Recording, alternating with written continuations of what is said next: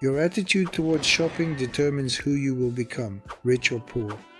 The primary issue for numerous individuals is that they make incorrect purchases. This is similar to a large-scale global bug that exists within the minds of each and every individual. Let's talk about it today. Let's imagine a typical life situation: buying a phone, a car, a house, or some other things. Through the act of purchasing items, you can determine the presence of a barrel in your mind, evaluate the accuracy of your thinking, and gauge the effectiveness of your thought process. In my numerous years of experience, I have witnessed countless individuals, both affluent and impoverished, and what truly stands out is that it is not solely about someone having more or less money. And there is a pattern that stands out, connected between a person's thinking and the state they are in. Rich people are not rich because they have a lot of money. They are usually rich because they have a different way of thinking. And the impoverished in turn continue to remain in poverty once more due to their limiting beliefs that hinder their progress. And today we will have a conversation about it. The reality is, I personally come from a distant village positioned in the center of Kazakhstan. I worked there as a shepherd for a year and a half, then joined the army, then entered university and started doing business. So I have essentially experienced all of the stages. I would not characterize it as poverty, but it was not a situation of considerable wealth either. I understand saving money. I understand the struggle when there is not enough money to meet our needs. I saw it in the example of my parents, I saw it in my own experiences and so on. And back then I didn't really understand, but now, analyzing the past and analyzing the experience that I have, I see how wrongly poor people think in terms of shopping. Their inefficient thinking leads to inefficient and wasteful purchases. In other terms, the purchases themselves are an outcome of their inefficient thinking. And by the way, when I discuss about rich and poor, it is actually a conditional division, because I have observed some wealthy individuals with poor thinking. But I have seen some poor people with effective wealthy mindset. And if you observe the dynamics, I am sure those people, even poor today, but with an effective mindset, will eventually become wealthy. And those rich people who have poor, ineffective thinking, it's only a matter of time before they lose their money and their wealth. Because there are numerous wealthy individuals who have obtained their wealth in an undeserved manner. It was an inheritance. Either they accomplished it through bribes or they utilized some connections to power and so forth.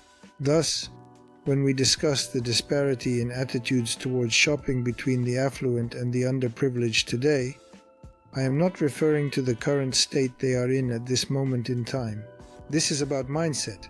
Let's analyze what constitutes the thinking of a financially disadvantaged person, which is reflected in purchases that are incorrect or ineffective.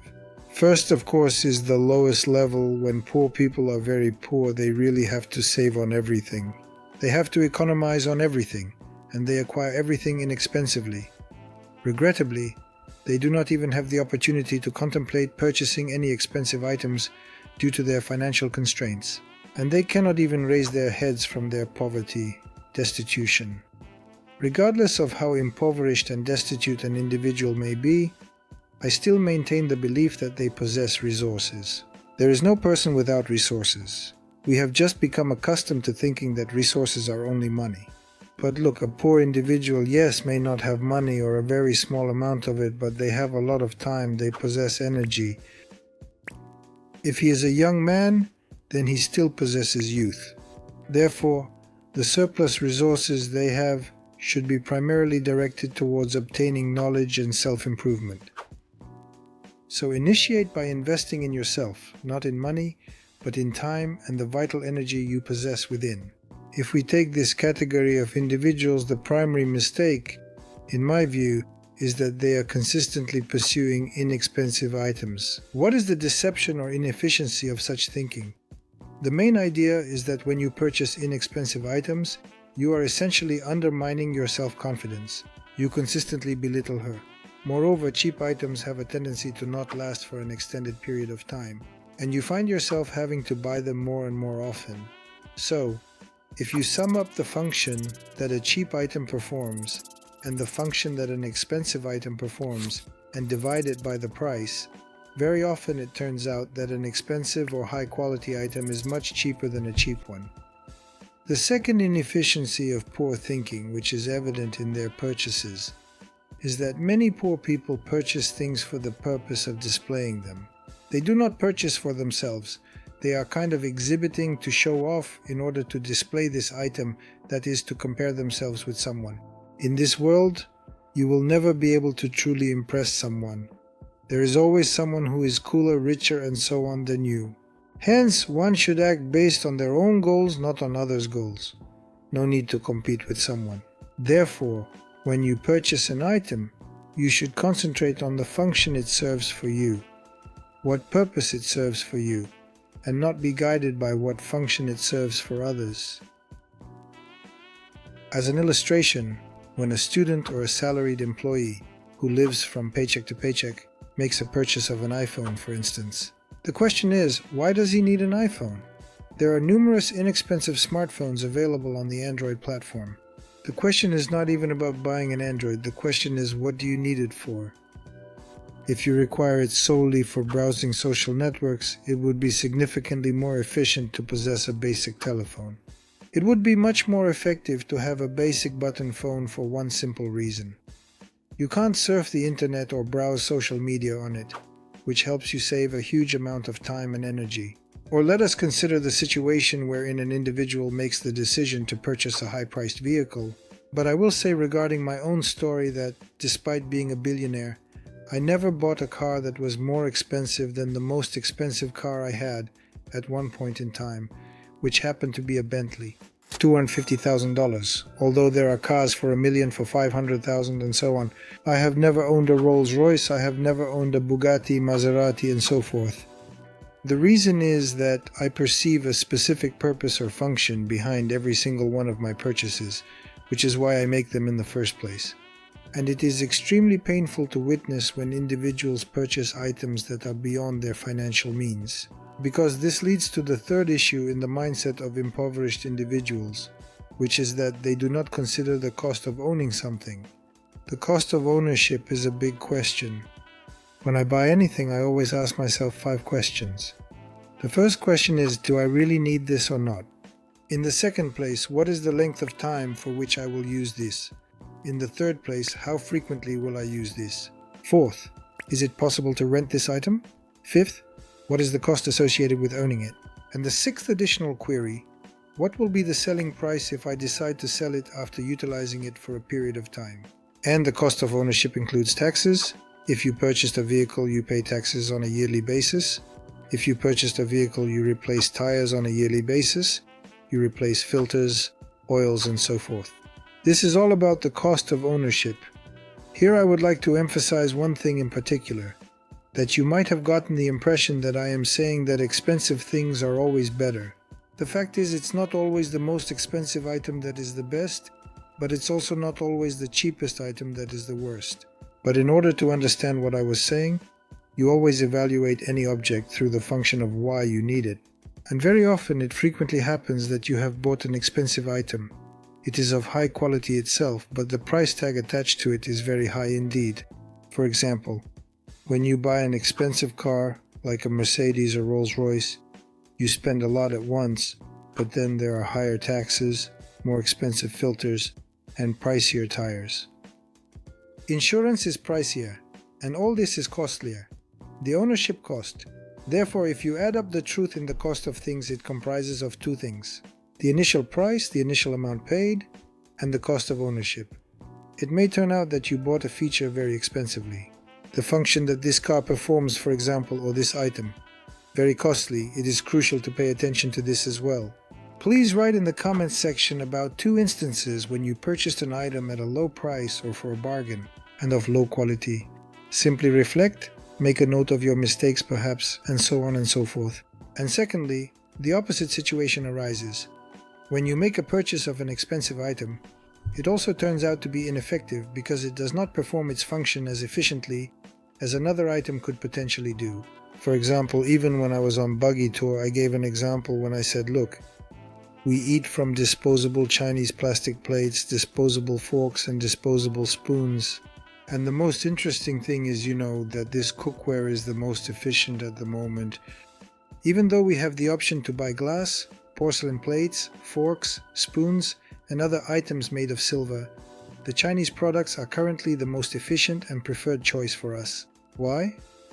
Because in warm conditions washing is difficult. It's much easier to crumple it up and throw it in the trash can or garbage bag and then take it to the nearest village or settlement to dispose of it.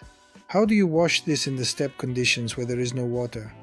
Plus this dish will break, it will scratch, the appearance will deteriorate, and so on and so forth. Therefore, take a close look at the functions, at the goals. The value of any particular item is ultimately determined by the specific function or goal that it serves. Be sure to complete this task. Describe 2 cases when you bought a cheap and poor quality item and bought an expensive and high quality item and it still did not satisfy you. I believe this reflection will be extremely beneficial for you to fully comprehend how to approach shopping for items in the correct manner and make informed decisions. For instance, when it comes to how those with a wealthy mindset buy, I wouldn't say rich people, but people with a wealthy mindset or efficient mindset. They usually treat any item, as I mentioned, primarily as a purchase of functions, and they define the function relative to their goal. He has a goal, and to achieve it, he needs something to perform a function in order to fulfill his objective. Accordingly, he purchases the item that optimally fulfills its function in order to assist him in achieving his goals. This is the initial point. The second point. Affluent individuals with a prosperous mindset, consistently purchase items and perceive them as investments. They definitely think, what will this give me in the future? Their planning horizon is longer, and they contemplate and consider what this will provide for me in the future. In an online video, I discussed purchasing earrings for my spouse, which I acquired for a sum of $1 million at that particular moment. So, from the perspective of buying jewelry, this is a bad purchase. It seems absurd to spend $1 million on earrings, doesn't it? However, from an investment standpoint, I purchased diamonds that were of investment grade quality. They are investment grade of the highest level, therefore their price only goes in an upward direction. Consequently, it feels as if I have purchased earrings, jewelry. In reality, it's an investment. A poor person from outside might think, oh, he bought pricey earrings, I'll buy them too. He has the potential to purchase jewelry that is not part of the investment category, and as a result, he will ultimately just end up acquiring highly priced trinkets. If a diamond is not of investment grade, then it is essentially just glass or transparent stones, which are harder to resell, and moreover, their price does not increase. And this applies to everything. Even when I bought a car for driving in the city, I thought I needed an all-weather car so that I could drive, if needed, go up into the mountains, and so on. And if anything, after it becomes old, I can use it for hunting. As a result, I bought a Land Cruiser 300, the sporty version. This enables me to ride it calmly and comfortably in any weather conditions within the city. It is easily sellable and in high demand on the secondary market. And most importantly, when this car becomes old, I can utilize it for hunting. This is how one should approach all of their purchases. Regrettably, when individuals with limited financial resources make a purchase, they do so in order to fulfill certain needs that they have at that particular moment. Wealthy individuals purchase items as a means to an end in order to accomplish their objectives. They purchase, as I mentioned, they purchase a function, the function that this thing carries out. And the more functions an item performs, the cheaper it is for him, essentially. Everyone is telling them in unison, rent an apartment you can't afford, buy expensive cars, definitely go on a luxurious vacation. It will charge you with energy, give you an expansion of boundaries, a level of norm, all of this is called, and then all of this will lift you up sharply on your way as entrepreneurs. And this is completely contrary to what you are telling right now. How should one approach this correctly? Well, first of all, it is important to understand that when many bloggers or businessmen, especially in the information business, buy expensive cars, Rolls Royces and so on, they show yachts. Yachts not shown, but wealthy houses, apartments, etc. shown. First, comprehend it's a marketing tool, because expensive cars, Rolls Royces, apartments, yachts, helicopters immediately attract attention. And the objective of these individuals is to grab your attention. This is the initial thing to comprehend, because frequently these vehicles are not their vehicles. They rent them. That's the first point. The second point, yes, this tool works, but you need to understand when it works. Two systems in our brain. The first system is conscious mind and the second system is subconscious mind. And they work differently. Usually it's our brain that sets the goals. We say, here we want to earn money, we want to achieve something, and so on. And the problem is that we set ourselves certain goals. But in reality, we are constantly plagued by procrastination, laziness, excuses, and so on. Why does this happen? This happens because there is no agreement between our conscious self and the subconscious mind. Imagine in your head is your office. And in this head there is the CEO, your brain, and the CFO, your subconscious. So the chief executive officer comes in and says, okay, let us make big money, let us go. Big money means new opportunities. Big money means freedom. Freedom means new opportunities. He leaves. Employees turn to the subconscious of the financial director and say, oh, boss said, that's it. We're making big money, let's go, and so on. And subconscious asks, but why? What did boss say? They say, boss said money is freedom, freedom is opportunities. And he says, new opportunities are new risks, risks are problems, problems are responsibilities. Do we really need responsibility? We were living well. Everything seemed normal. Why new duties? Why do we need new problems? And all these employees say, well, yes, but why does the boss speak like that? Let us pretend to the boss that we are unwell. Let us commence getting distracted to divert his attention away from our actual activities and responsibilities. Get distracted. Why does this occur? The root cause is the lack of agreement between conscious and subconscious. Subconscious mind is reptilian brain. Goals. Why? Root cause, lack of agreement between conscious and subconscious minds. The thing is, our subconscious mind, it is actually the reptilian brain, the amygdala, I believe it is called, which is primarily responsible for our survival. And our selfishness lives right there. It always operates on the principle, I will give you energy, but what will I receive in return? And the subconscious is responsible for whether we'll have the energy and drive to achieve our goals. But it always asks the question, what's in it for me?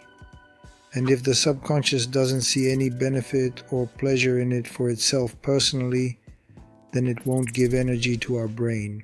Therefore, when you establish a goal, you must have a clear understanding of one thing. Establish a goal, take action, accomplish outcomes, and make sure to reward your subconscious mind. I still frequently say that successful individuals are the ones who have transformed achieving their objective into a habit. And in order for a habit to be formed, there exists a loop specifically designed for the creation of habits. You set a goal, take action, achieve results, reward yourself. And then your self-esteem grows. Your subconscious says, oh great, our brain has learned to set the right goals. I will give it energy for that.